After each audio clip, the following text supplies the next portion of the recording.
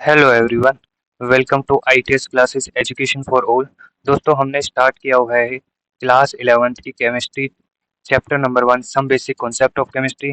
हमने बहुत सारे टॉपिक कवर कर लिए हैं पहले चैप्टर के, और वो भी अच्छे तरीके से पूरी डिटेल के साथ किए हैं। आईटीएस क्लासेस 6 से लेकर 12 तक के सभी सब्जेक्ट को फ्री कोर्स अवेलेबल करवा रहा है, वो भी free of cost with notes के साथ। हमने 19 पार्ट कवर कर लिए हैं, आज हमारा 20 पार्ट है। आप समझ सकते हो कि भाई अगर चैप्टर 1 के ही 20 पार्ट है, मतलब कि कितनी डिटेल से ये चैप्टर होगा। ये जो केमिस्ट्री का कोर्स है वो आईआईटी, जेई, नीट, एनडीए, कोई भी बोर्ड एग्जाम, एफकेट, नेट, गेट या फिर कोई भी एंट्रेंस एग्जाम या किसी भी एग्जाम में जहाँ पर केमिस्ट्री पूछी जाती है उसके लिए यूजफुल है। Chapter number 1 some basic concept of chemistry. दोस्तों, एक हमारे पिछले सेक्शन का एक पार्ट रहता था, उसको एक बार छोटा सा सेक्शन है वो कवर कर लेते हैं। ठीक है, उसके बाद हमारे मेन टॉपिक, आज का जो मेन टॉपिक है मोल कॉन्सेप्ट, उसको पढ़ेंगे। ठीक है, तो आज पहले ये वाला कर लेते हैं। देखो, ये कह रहा है सम यूजफुल कन्वर्जन फैक्टर। कुछ यूजफुल कन्वर्जन फैक्टर है, एक यूनिट से दूसरे यूनिट में जब भी हम कन्वर्ट करते हैं तो कुछ ना कुछ इंपॉर्टेंट कन्वर्जन होते हैं जो हमें याद करने होते हैं। उससे हम इजिली क्या कर लेते हैं, दूसरी यूनिट में कन्वर्ट कर लेते हैं। वो एक तरीके से रिवीजन करेंगे अभी। ठीक है, from given unit to another unit. यहाँ पर यूनिट ऑफ लेंथ दी हुई, यहाँ पर यूनिट ऑफ मास है, यहाँ पर यूनिट ऑफ वॉल्यूम है। पहले लेंथ की यूनिट देखते हैं। 1 माइल में 1760 यार्ड होते हैं। एक यार्ड में 3 फीट होते हैं। एक फुट में, फिट बोले या फुट बोले एक ही बात है। ठीक है, एक फुट में 12 इंचज, एक इंच में 2.54 सेंटीमीटर, और एक मीटर में 100 सेंटीमीटर, और 1 किलोमीटर में 1000 मीटर। ये तो इजी से थे। अब करते हैं मास की यूनिट। एक मेट्रिक टन, जो एक मेट्रिक टन होता है वो किसके बराबर होता है, 1000 किलोग्राम के। 1 किलोग्राम में 1000 ग्राम, 1 ग्राम में 1000 मिलीग्राम। एक एलबी, एलबी का मतलब पाउंड। ठीक है, 453.6 ग्राम। एक ओजेड, ओजो, ठीक है, इसमें होते हैं 28.35 ग्राम। 1 ग्राम में कितने ग्रेन्स होते हैं, 15.4 ग्रेन्स होते हैं। एक कैरेट में 3.16 ग्रेन होते हैं। यहाँ पर लिखा हुआ आल्सो रिमेंबर डेट 1 एटमोस्फेयर किसके इक्वल है, 14.7 पाउंड पर स्क्वायर इंच। ये एक तरीके से एटमोस्फेयर यानी कि प्रेशर की यूनिट दी हुई है। प्रेशर क्या होता है, फोर्स अपॉन एरिया।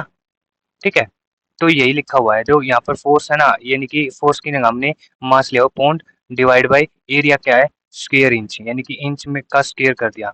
ये हमारे पास एक एटमोस्फेयर के बराबर होता है इतना, 14.7।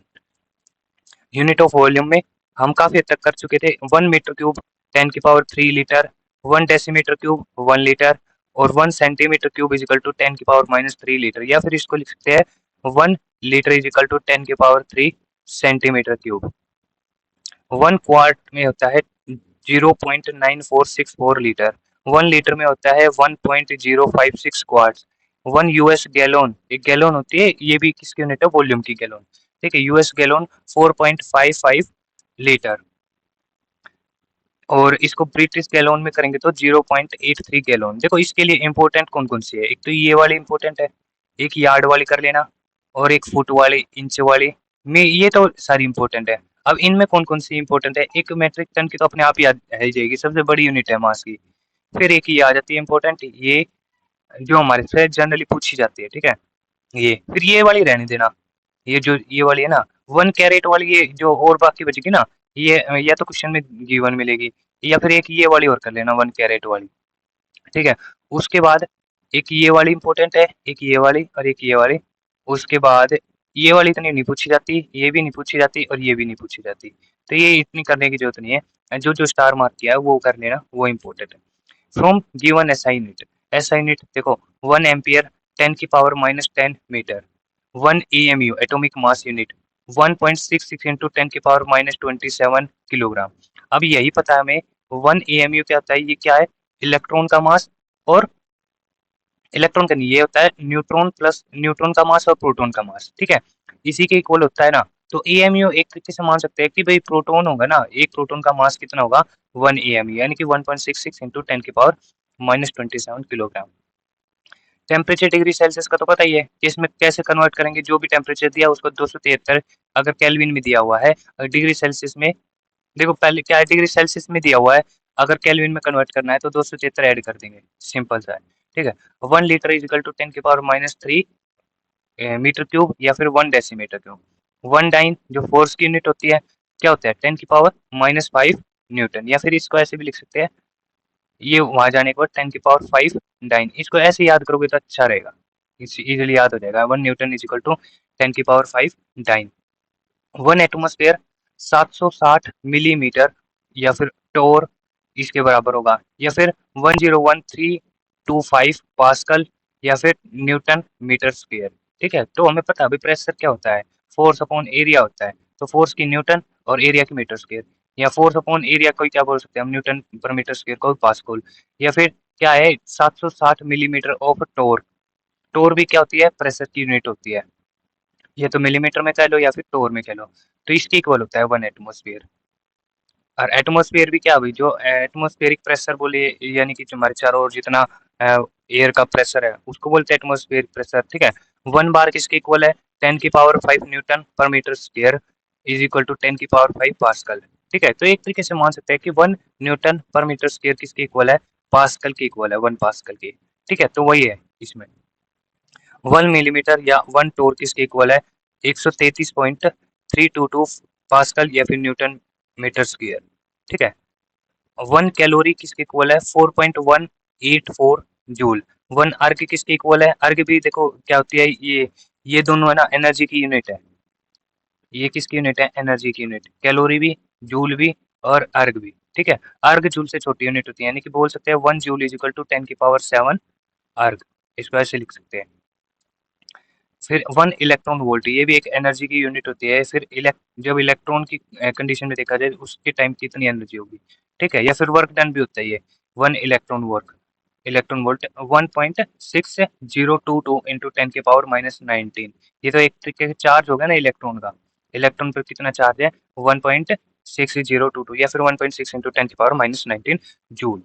ठीक है, इसमें इंपॉर्टेंट कौन कौन सी है, एक तो ये वाली याद रखना भाई, एक ये वाली भी याद रख लेना एएमयू। ये तो आपको पता ही है कि भाई डिग्री सेल्सियस को केल्विन में कैसे कन्वर्ट करना है।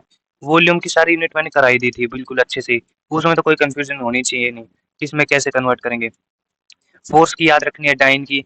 फिर एक ये वर्क वाली याद रख लेंगे, वर्क डन वाली, जूल अर्क वाली। इलेक्ट्रॉन वोल्ट वाली भी इंपॉर्टेंट है। कैलोरी की भी कई बार पूछ सकते हैं भाई, सीधा न्यूमेरिकल में यूज हो जाएगी क्योंकि जूल में दे रखा है तो उसको कैलोरी में कन्वर्ट करो।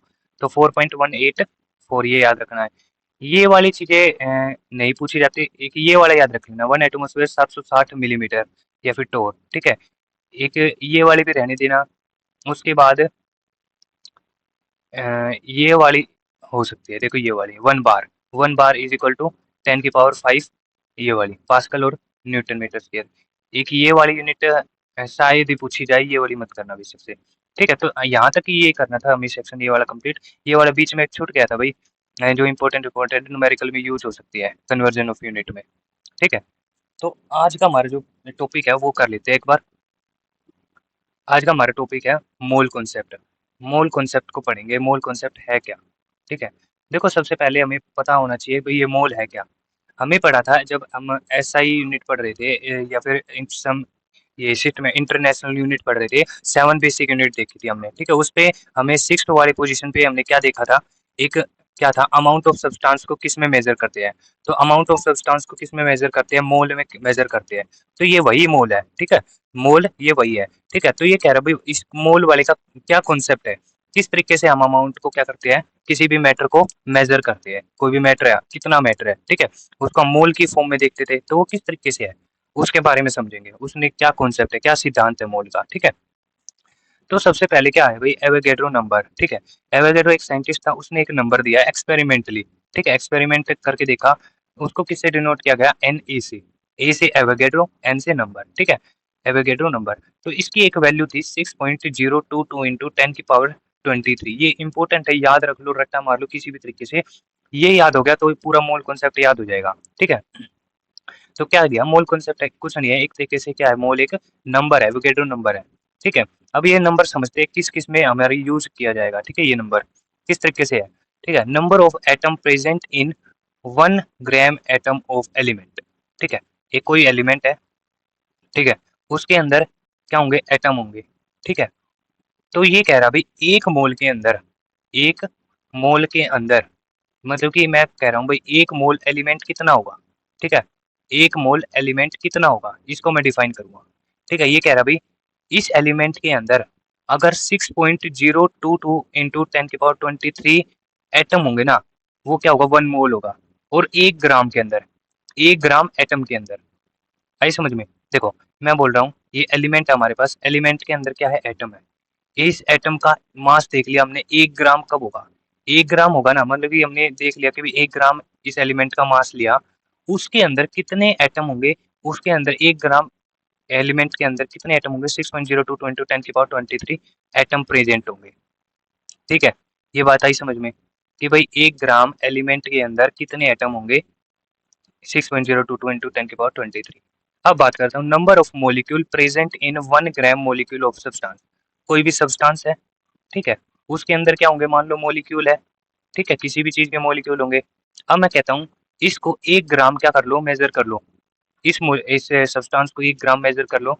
अब 1 ग्राम मेज़र करने के बाद हमें क्या पता चला? उसके अंदर कितने मॉलिक्यूल है? उसके अंदर कितने मॉलिक्यूल है? 6.022 इंटू 10 की पावर 23 मॉलिक्यूल है।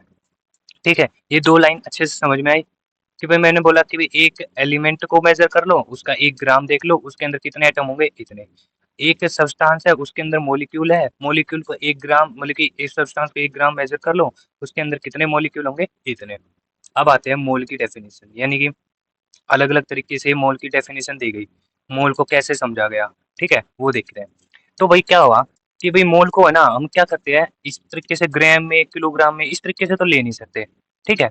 यानी कि ग्राम में नाप लिया हमने, किलोग्राम में नाप लिया, एक तरीके से तो गलत होगा क्योंकि ये एटम होंगे तो बहुत छोटे-छोटे होंगे, ठीक है? तो इसका अगर ग्राम में देखेंगे या फिर किलोग्राम में किसी में भी देखें, ग्राम में ही देख लेते हैं, तो ये बहुत ही बड़ा क्या हो जाएगा फ्रैक्शन हो जाएगा। अगर एटम का मास देखने लग गया या एटम पर स्टडी करने लग गया, तो ये बार-बार ग्राम लूँगा ना तो बहुत ही क्या हो जाएगा डिफ़िकल्ट नंबर आ जाएगा।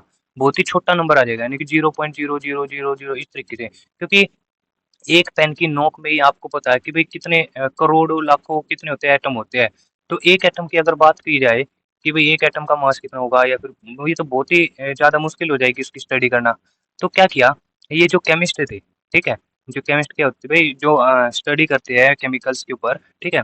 फॉर काउंटिंग द पार्टिकल या पार्टिकल को हम क्या-क्या कह सकते हैं, एटम भी हो सकते हैं वो पार्टिकल, मॉलिक्यूल भी हो सकते हैं, आयन भी हो सकते हैं, इलेक्ट्रॉन भी हो सकते हैं, प्रोटॉन भी हो सकते हैं, ठीक है? तो उसने काउंट किया, एक काउंटिंग बता दी भई 6.022 इंटू 10 की पावर 23 से काउंट करेंगे, ठीक है? मतलब कि जैसे ऊपर देखा 1 ग्राम में इतने पार्टिकल लिए, 1 ग्राम मॉलिक्यूल में इतने मॉलिक्यूल होंगे, ठीक है? तो एग्ज़ाम्पल कैसे लिया इसने, ये बोल रहा है कोई हाइड्रोजन देखो, एक तो याद रखना एटम और एक याद रखना मॉलिक्यूल, इन दोनों में बहुत डिफरेंस है, ठीक है? अब मॉलिक्यूल क्या होता है, एक से ज़्यादा एटम होंगे उसके अंदर, ठीक है? और एटम का जो कितने नंबर ऑफ एटम होंगे वो अलग तरीके से कैलकुलेट करेंगे और मॉलिक्यूल को अलग तरीके से कैलकुलेट करेंगे, ठीक है? तो एक बार एग्ज़ाम्पल दे देता हूँ। तो ये वाली चीज़ें एक बार ध्यान से देखना कि भई 1 मोल हाइड्रोजन एटम में 1 मोल हाइड्रोजन एटम में कितने नंबर ऑफ हाइड्रोजन एटम है? मैंने देखो एक बात मानते हैं कि भाई मैंने क्या लिया हाइड्रोजन एटम लिए, ठीक है? हाइड्रोजन एटम को 1 मोल का बोलूँगा, मान लो इसके एलिमेंट है, इसके अंदर कितने हैं एटम है हाइड्रोजन के, ठीक है? तो इसको मैं 1 मोल कब को बोलूँगा, जब मेरे पास क्या मिल जाए 6.022 इंटू 10 की पावर 23 एटम मिल जाए हाइड्रोजन के, तो मैं इसको क्या बोल दूँगा 1 मोल बोल दूँगा। आई बात समझ में? कि मैं इसको 1 मोल कब बोलूँगा, जब मेरे पास 6.022 इंटू 10 की पावर 23 एटम मिल जाए हाइड्रोजन के, ठीक है? अब बात करते हैं मॉलिक्यूल की, 1 मोल ऑफ हाइड्रोजन मॉलिक्यूल कि भाई मैं हाइड्रोजन मॉलिक्यूल के 1 मोल को कब बोलूँगा, ठीक है?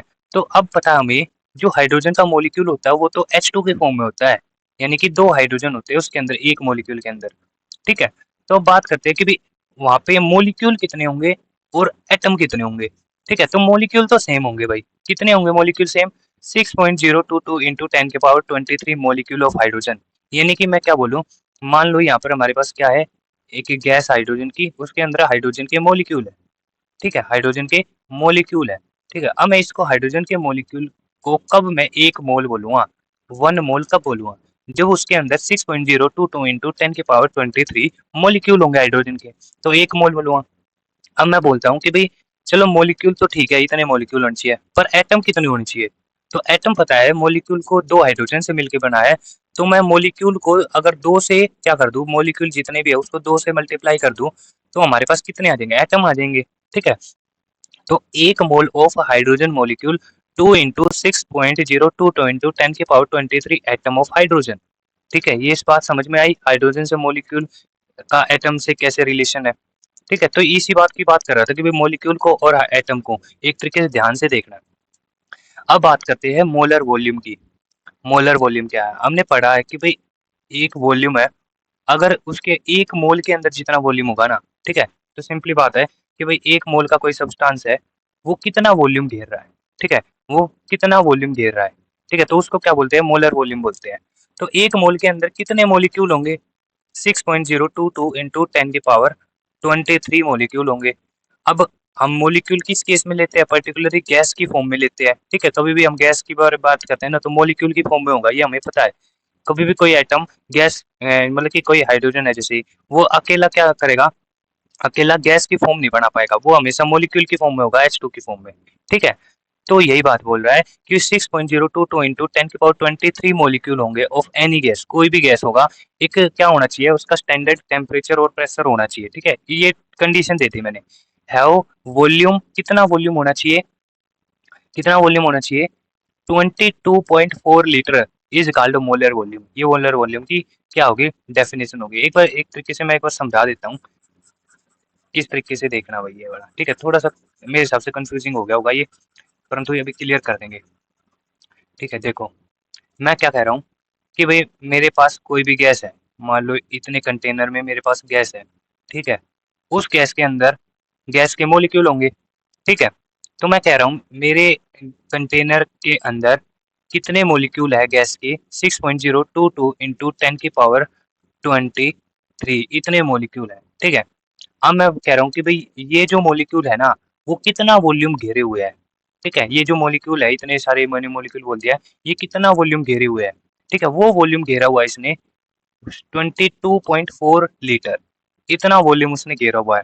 तो यही हमारे पास क्या है? मोलर वॉल्यूम है, ठीक है? तो अब मेरे हिसाब से समझ में आ गया होगा। और एक बात क्या कह रहा है कि भाई ये वाला वॉल्यूम है ना, ये वाला वॉल्यूम कब पॉसिबल हो सकता है? एक स्टैंडर्ड टेम्परेचर और प्रेशर रखना होगा। ऐसा नहीं कि भाई टेम्परेचर और प्रेशर बदलते रहो फिर वॉल्यूम को कैलकुलेट करते रहो। इस तरीके से अगर करने लगे ना, तो टेम्परेचर इंक्रीज कर दोगे तो वॉल्यूम क्या हो जाएगा?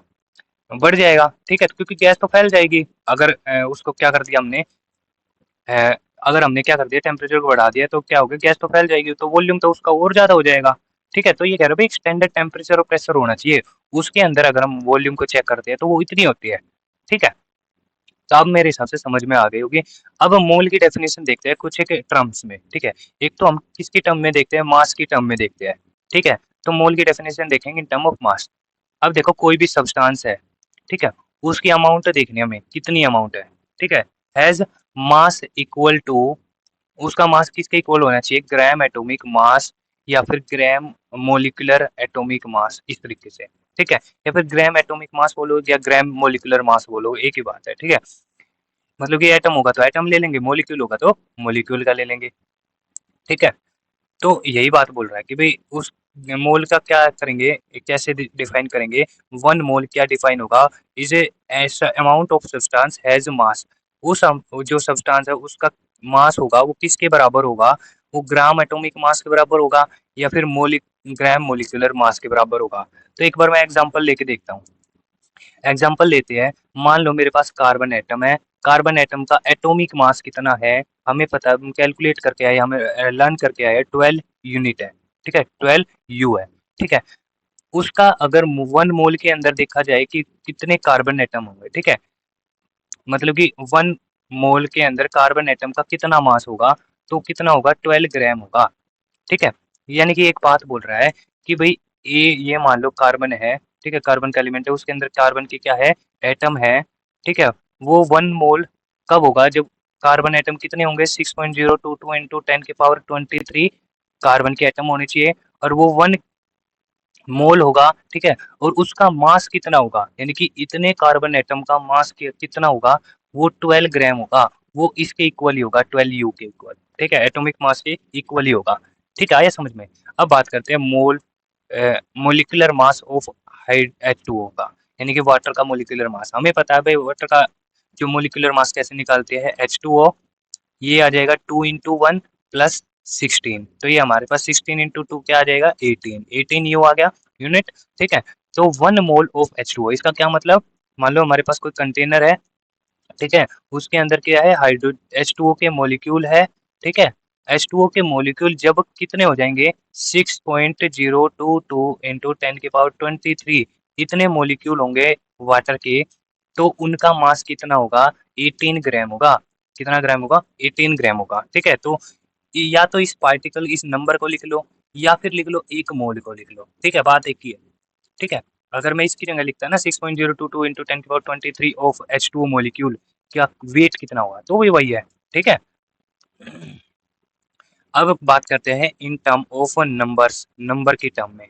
अमाउंट ऑफ सब्सटेंस, यानी कि मोल को कैसे डिफाइन करेंगे नंबर की टर्म में, अमाउंट ऑफ सब्सटेंस, कोई भी सब्सटेंस है उसका अमाउंट कितना होगा, वो has contain 6.022 into 10⁻23 of atom या मोलिक्यूल, इतने एटम कंटेन करेगा या फिर इतने मोलिक्यूल कंटेन करेगा। ठीक है, अब बात करते हैं एग्जांपल की।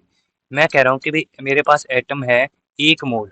ठीक है, 1 मोल एटम है, उसके अंदर कितने कार्बन के एटम होंगे, 1 मोल कार्बन एटम के अंदर 6.022 इंटू 10⁻23 एटम ऑफ कार्बन होंगे। ये मैंने पहले ऊपर ही बात बता दी। ठीक है, तो 1 मोल ऑफ, अगर मोलिक्यूल की बात करूं तो 1 मोल ऑफ H2O मोलिक्यूल, यानी कि 1 मोल H2O मॉलिक्यूल के अंदर कितने मॉलिक्यूल होंगे H2O के, वो कितने होंगे 6.022 इंटू 10⁻23 मॉलिक्यूल ऑफ वाटर। अब करते हैं बात इन टर्म ऑफ वॉल्यूम की टर्म में। वॉल्यूम की टर्म में मैंने बता दिया, पहले ही बता दिया कि भाई amount of gas has a volume 22.4 litre at STP, एक स्टैंडर्ड टेम्परेचर प्रेशर होना चाहिए। ठीक है, उसके अंदर 22.4 कितना हो जाएगा लीटर, इतना होगा। ठीक है, यानी कि 1 मोल को कैसे डिफाइन किया, 1 मोल कैसे डिफाइन किया इसने, कि भाई उसके अंदर गैस के मॉलिक्यूल होंगे, कितने मॉलिक्यूल होंगे 6.022 इंटू 10⁻23 मॉलिक्यूल होंगे, उनका जो वॉल्यूम होगा वो कितना होगा 22.4 लीटर होगा। ठीक है, तो उनका वॉल्यूम क्या होगा, इतना होगा। आई होप आपको समझ में आ रहा होगा। ठीक है, तो एक एग्जांपल लेके देखते हैं कि भाई 1 मोल ऑफ ऑक्सीजन गैस। अब देखो मान लो मेरे पास एक कंटेनर है, उसके अंदर क्या है, ऑक्सीजन है। ठीक है, ऑक्सीजन है, अब 1 मोल बोल रहा हूँ मैं, तो मतलब ऑक्सीजन के कितने मॉलिक्यूल होंगे 6.022 इंटू 10⁻23 ऑक्सीजन के मॉलिक्यूल होंगे। ठीक है, ऑक्सीजन के मॉलिक्यूल होंगे।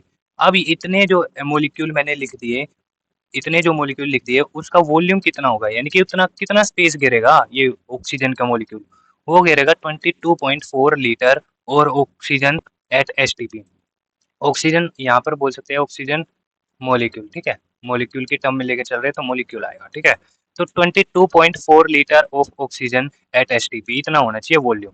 ठीक है, अब इन टर्म ऑफ आयन, हाँ भाई छोटा रह गया, अब तो एक ही पेज रह गया, अभी कर देते देखो। अब 1 मोल को इन टर्म ऑफ आयन की फॉर्म में देखें तो हमें पता है जब भी हम आयन का मोलिकुलर मास निकालते हैं तो उसका एक स्पेसिफिक नाम देते हैं, उसको क्या बोलते हैं, फॉर्मूला मास बोलते हैं। क्या बोलते हैं, फॉर्मूला मास।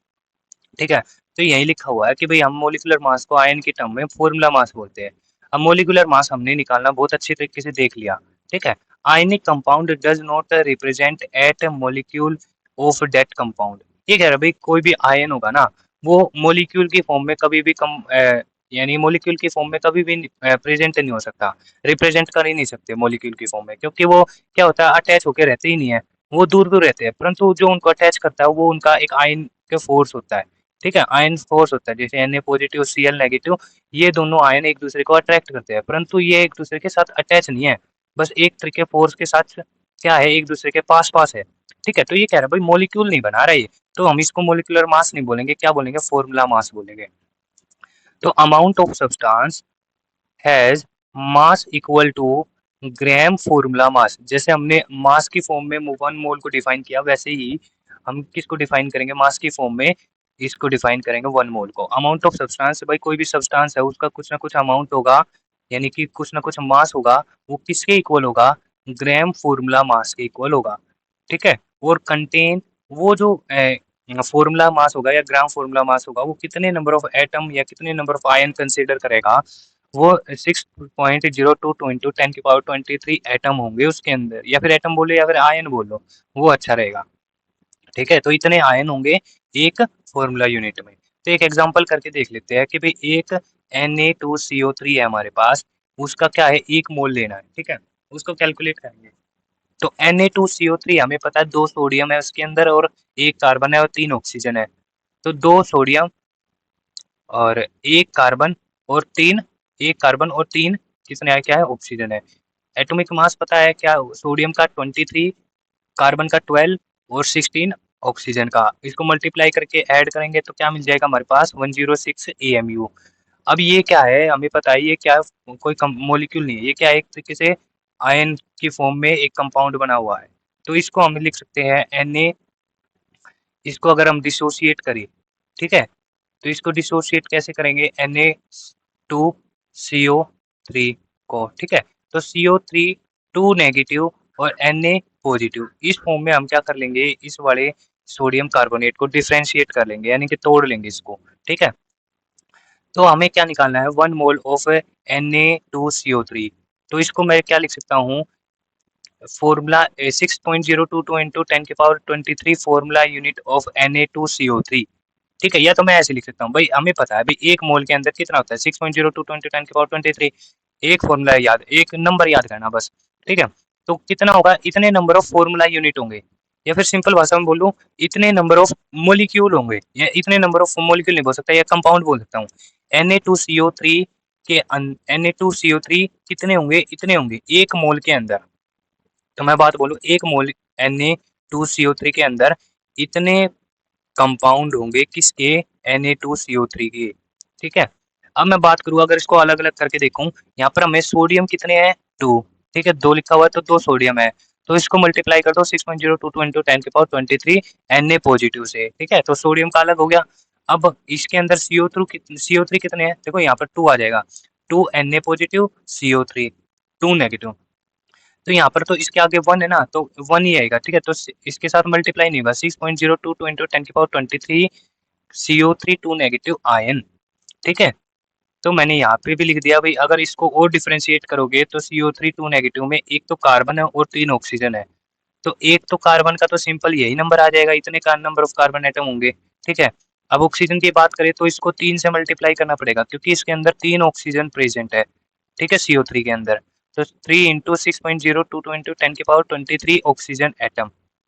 ठीक है, तो ये आई होप आपको समझ में आ गया होगा भाई कितने नंबर ऑफ एटम होंगे, कितने इसके होंगे। ठीक है, तो एक तरीके से डिफरेंशिएट करना आगे कि भाई कितने कार्बन होंगे, कितने कार्बन ऑफ एटम होंगे, कितने ऑक्सीजन होंगे। या फिर मैं एक बार बता देता हूँ, देखो 1 मोल Na2CO3 के अंदर कितने नंबर ऑफ एटम होंगे, सोडियम कितने होंगे, 2 इंटू ये नंबर, कैल्शियम कार्बोनेट कितने होंगे, सिंपल ये वाला नंबर। ठीक है, अब कार्बन कितने होंगे इसी के अंदर, देखो CO3 2 नेगेटिव के इसी के अंदर कार्बन कितने होंगे, ये वही नंबर। ऑक्सीजन कितने होंगे, 3 इंटू इतना नंबर। ठीक है, तो ये इस तरीके से जुड़ा हुआ है।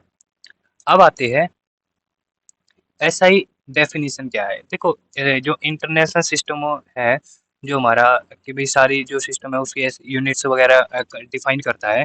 ठीक है, वो पूरे इंटरनेशनल में क्या होती है, वो मान्य होती है। तो उसके हिसाब से क्या है 1 मोल की डेफिनेशन, तो सिंपली अमाउंट ऑफ सब्सटेंस, कोई भी सब्सटेंस है उसका amount contain any atom, contain any elementary entity. अब एलिमेंट्री एंटिटी कोई भी हो सकती है, एटम भी, आयन भी और मॉलिक्यूल भी। ठीक है, they are atom exactly 12 gram of, मतलब कि एक रेफरेंस ले लिया हमने, वो कितना मल्टीपल टाइम्स होगा, जैसे हमने पहले किया था ना, कितना टाइम्स होगा किसका, कितना टाइम्स होगा कि भाई कार्बन 12 आइसोटोप्स का कितना टाइम्स होगा, यानी कि 12 ग्राम को एक फिक्स मान लिया था। तो इसके रिस्पेक्ट में हम देख रहे थे ओरो के मास। ठीक है, तो उस हिसाब से 1 मोल की डेफिनेशन दी है। ठीक है, तो ये कह रहा है amount of substance contain many atom, many elementary entity, there are atom exactly, मतलब कि 12 ग्राम के अंदर जितने होंगे ना, कितने हो सकते हैं 12 ग्राम के अंदर, भाई हमें पता है 12 ग्राम कार्बन आइसोटोप्स के अंदर कितने कार्बन एटम हो सकते हैं, अगर बोलो तो मैं, तो 6.022 इंटू 10⁻23 एटम कार्बन के। ठीक है, इस तरीके से हो जाएगा। अब मैं बात करता हूँ आगे, एक मोलर मास की डेफिनेशन देख लेते हैं। ये भी कई बार क्या होता है, पूछ लेता है, ये क्वेश्चन में आ जाता है। मोलर मास क्या है हमारे पास, मान लो हमारे पास एक क्या है, बॉक्स है, उसके अंदर क्या है, मॉलिक्यूल है या फिर एटम है, कुछ भी हो, ठीक है, कुछ भी सब्सटेंस है, उसका मान लेता हूँ इसके अंदर 6.022 इंटू 10⁻23 एटम है या फिर मॉलिक्यूल है, कुछ भी हो, ठीक है। तो इनका मास कितना है, इसका मास कितना, वही हमारे पास क्या होता है, मोलर मास होता है, ठीक है। तो mass of 1 mole of any substance is called molar volume. एक मोल के अंदर कितना मास है उसका, तो वो ये क्या है यहाँ पर, मोलर मास है। अब आ जाते हैं, कुछ एक इम्पोर्टेंट है, क्या है, एवोगैड्रो नंबर के ऊपर कुछ एक इम्पोर्टेंट चीजें है, बातें, कॉन्सेप्ट है, ठीक है, वो एक बार देख लेते हैं कि भाई इसकी इम्पोर्टेंस क्या क्या है। जो हमने ये एवोगैड्रो नंबर पढ़ा है या फिर मोल कॉन्सेप्ट पढ़ा है, अभी इसके बारे में क्या करेंगे, इसके न्यूमेरिकल और करके देखेंगे, ठीक है। ये जो जो मैं बात बोलूँगा ना, यहाँ पर इंपॉर्टेंस बोलूँगा, इसके सभी के क्या करेंगे, न्यूमेरिकल करेंगे, अच्छे से समझ में आ जाएगा। देखो ये कह रहा है भाई, कोई भी सिंगल एटम है या सिंगल मॉलिक्यूल है, उसका हम मास कैलकुलेट कर सकते हैं, ठीक है। एक तो ये इम्पोर्टेंट है, इम्पोर्टेंस इसकी। और हम ये पता कर सकते हैं कि भी इसके अंदर कितने नंबर ऑफ एटम है या कितने नंबर ऑफ मॉलिक्यूल है, जो हमें कोई भी गिवन मास दिया हुआ है। जैसे हमने ये बोला है 12 ग्राम के अंदर कितने नंबर ऑफ एटम है, तो ये बता सकते हैं हम, ठीक है।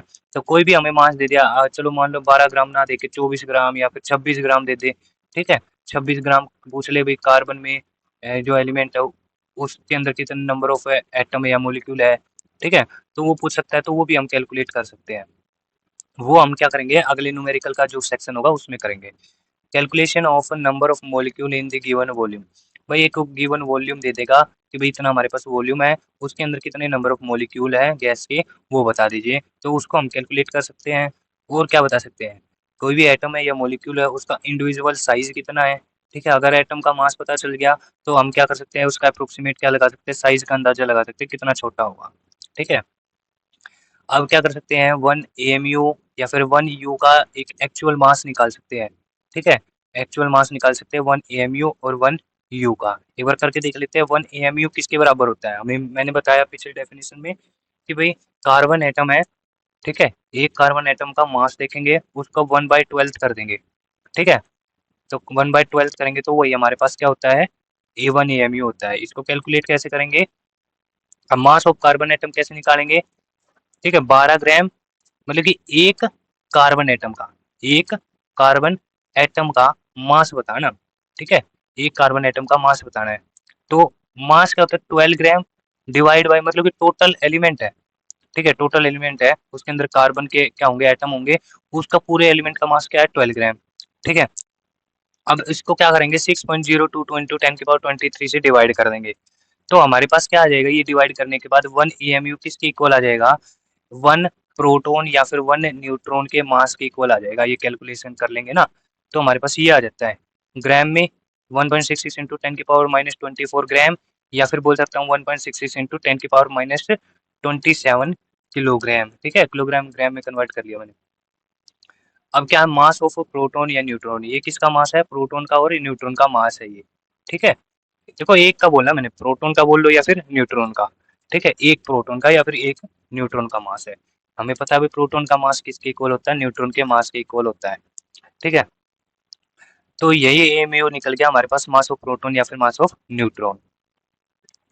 अब कुछ एक फॉर्मूला है या फिर एक तरीके से, जब भी आप न्यूमेरिकल सोल्व करोगे तो किस तरीके से करोगे, देखो एक मोल के दो फॉर्मूले, देखो मास ऑफ सब्सटेंस, कोई भी सब्सटेंस होगा उसका मास देखो, डिवाइड कर दो उसके मोलर मास से, ठीक है। तो हमारे पास मोल निकल जाएगा कितने मोल है। या फिर मोल कैसे निकाल सकते हैं, नंबर ऑफ एंटिटी देखो, ठीक है। नंबर ऑफ एंटिटी मतलब कितने नंबर ऑफ एटम है, कितने नंबर ऑफ मॉलिक्यूल है, कितने नंबर ऑफ है, ठीक है। तो उसको किससे डिवाइड कर दो, एवोगैड्रो नंबर से डिवाइड कर दो, तो भी हमारे पास क्या आ जाता है, मोल आ जाता है, ठीक है। अब ये मास ऑफ सब्सटेंस ये गिवन मास होगा, ठीक है।